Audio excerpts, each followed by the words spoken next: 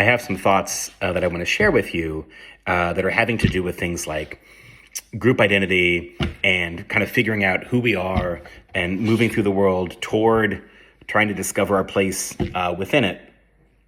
And so if that sounds interesting, then hang out for a few minutes. I've been rehearsing this a little bit in my head, but I don't have a clear plan for this video. So that means that it can probably go on a little bit. Just to set the stage, I think to begin with, so my dad is a clergy member and has been for 40 some years. He was in seminary. He was actually completing his undergrad when I was born. So that's the only way that I've known my dad, my parents growing up. My dad's dad was a clergy member. My dad's got a couple of uncles who are clergy members. I went to college for religious studies and philosophy. And my kid brother also is a graduate from a seminary. And so it's, I guess, sort of the family business to be in and around faith communities. So the world is colored for me through the lens of like all of that upbringing, all of the social norms that means, all of my education, in university settings, trying to figure out what this means, ongoing dialogue with my dad and my brother and et cetera. And I picked up Paula Fredrickson is a religious studies scholar, and she just had a new book that just came out yesterday, and I pre-ordered it. I love Paula Fredrickson. I've read a whole bunch of Fredrickson's work, and when I saw that this book was coming out, I pre-ordered it. So a pre-order is nice, shows up on your doorstep the day it's released. So I got it yesterday, and I took some photos of the table of contents and shared it with my dad, and I was like, hey, this new Fredrickson book's out, and here's the table of contents or whatever. And my dad was like, says something like, you're really staying on the cutting edge of religious scholarship or something like this. And, I told my dad, I was like, well, listen, I'm kind of still trying to find my place, where I fit in, what my voice is, what I'm about, And I said, so in the absence of figuring those things out, I'm just going to keep reading, right? I mean, I think this is the thing, is trying not to get frustrated, although I do get frustrated often, right? Trying to find my place and my voice. But, there's no way around it but through, I think, at least, if you want to sort of like continue in the work, if you don't want to just peace out, but you want to like get to the bottom of some stuff, then you got to work through it. And one of the ways to work through it is to read and to write. And so I read and I write about these things a lot. And so I said this to my dad, like, man, I'm still trying to find out my place, still trying to discover my voice in all of this, And my dad said, he said, yeah, me too.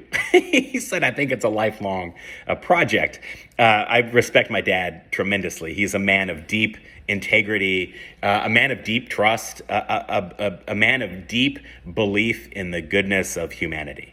When I think about people of integrity, trust, faith, my dad is always at the top of the list. I just could not be more fortunate to be born to my parents, who are both just incredible people, and I continue to have a great relationship with them. And there's not a day that goes by where I'm not appreciative for that, because I know that just isn't the case with everybody. And I hope with our three kids that we're raising that this will repeat itself. I hope that each of our three boys will continue to have a relationship with me and with my spouse.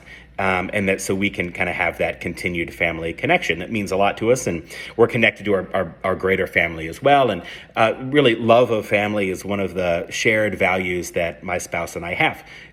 One of the things that makes us a good fit for each other. And so I respect my dad a lot and talk to him frequently.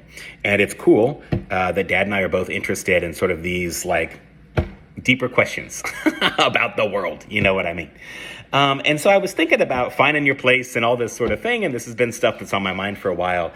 And I think there's an older observation that maybe I just want to bring up now, that I think so many communities, and I don't want to, upset you. I think there are many communities that define themselves through like exclusionary criteria, that many communities define themselves by who they exclude as opposed to who they include. Now, there could be a number of reasons for this, and I don't want to get too deep into the like sort of rabbit hole of ethno-religious identities and things like this, right? Which I think an ethno-religious identifier carries with it some exclusive criteria, and that may make sense for those communities. So I'm not trying to paint too broad a brush, and I'm not trying to like make categorical statements, right, that would apply everywhere all the time. But I think I'm just saying that there are some communities that define themselves by who they exclude, and there are some communities who define themselves by inclusion. And I think the draw of especially around like belief sets identity markers, things like this. The draw of defining communities by who is excluded is the opportunity to create in-groups and out-groups. And the reason it's attractive to have an in-group versus an out-group is because the world is messy. The world is complicated. And for many of the questions of the world, we never get a certain answer. And that uncertainty feels icky. And I know that as well as anybody. I've been living with an illness that, listen, I'm living past what I was told I would live. And so I've been told, and then I had the thing recurred. And so like I had cancer, and then like it was stable for a really long time, and then it started growing again. So I've had 2 times in my life where I've been told, here's your timeline. I have lived long past the first one, and I'm coming up to the end of what they told me was the second one. You know what I mean? So I know uncertainty really well. And so I know deep questions, and I know uncertainty, right? And I think one of the ways to confront uncertainty, right, is to join one of these groups that makes an in-group and an out-group. Because if you're in the in-group, that helps to solve some of the uncertainty. If you're in the in-group, it positions you in a way to more easily say, we know we've got the answers. We know what's up. We know, this is the way to believe. This is the way to think. This is the way to live. This is how you ought to operate. And if you're in the in-group, you can have security in that. And that security can be reinforced by the social norms of the in-group. And listen, again, I don't want to categorically say that's negative. I do want to observe that I worry that in those exclusive in-groups, and when you're out-grouping it, when others are in the out-group, right, you're othering other people, right? They're not an in-group. They're different by some means, whatever the means are. But when you're in the in-group, you can be a little bit more certain, right? Well, I know because of my group thinks this, and I know we're right. And that's reinforced by your group, and it's reinforced by whomever is leading those groups, right? And they're telling you, we've got the right way. And then as you other the out-group, right, then that gives you an adversary, right? And I think anytime we have shared adversaries, that tends to bring us together in some ways. So it concerns me about these in-groups versus out-groups.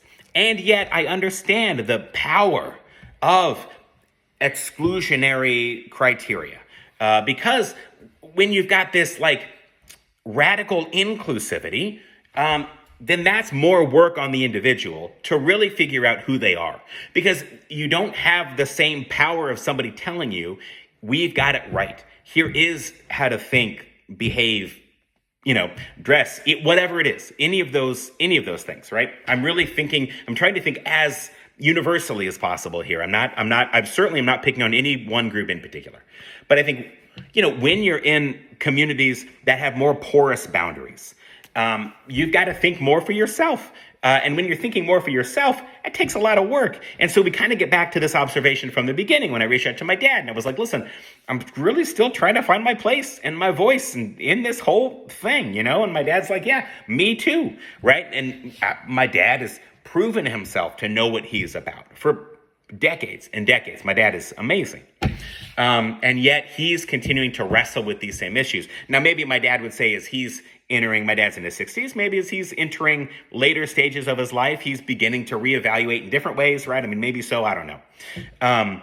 But that really, spoke to me in deep ways. Almost like a discouraging way, right? That my dad, who I respect so much, who's, 20 some years my senior, is like, you never quite figure it out, right?